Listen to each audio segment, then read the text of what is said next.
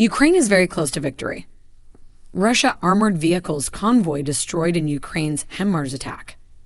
For full news, please visit www.express.co.uk. Members of the G7 pledged to send more weapons to Ukraine, including air defense systems, following the slaughter of civilians by Russian missiles fired across the nation on Monday. Footage has shown Ukraine using U.S.-supplied high-mobility artillery rocket systems, HIMARS, to destroy a convoy of Russian armored vehicles. In the footage, a line of armored vehicles can be seen exploding following the strikes, before the soldiers are forced to flee.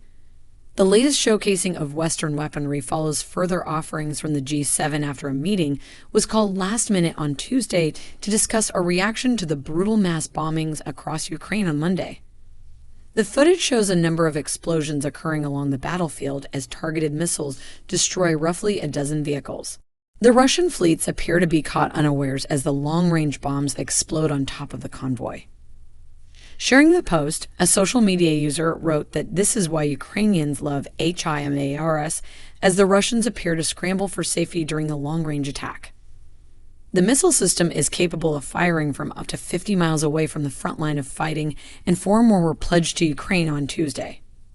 Ukrainian Defense Minister Alexei Reznikov celebrated the arrival from the United States of what he said were 4 additional high-mobility artillery rocket systems, whose accuracy and longer range have allowed Ukraine to reduce Russia's artillery advantage.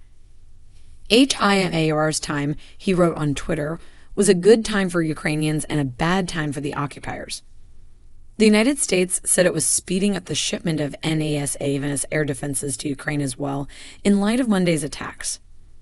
Washington has already provided more than $16.8 billion worth of security aid to Ukraine during the war. Ukraine also received the first of 4 IRIS air defense systems Germany promised to supply, a German defense ministry source said. The announcements were made as explosions rocked the Russian-occupied southern towns of Kherson and Melitopol, and air raid sirens blared over Kyiv on Wednesday morning.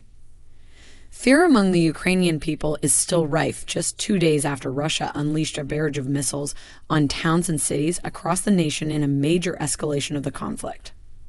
Also the south, Russian missiles destroyed buildings in the Zaporizhzhia region overnight, but there were no reports of casualties, Regional Governor Oleksandr Starik said on the Telegram messaging app.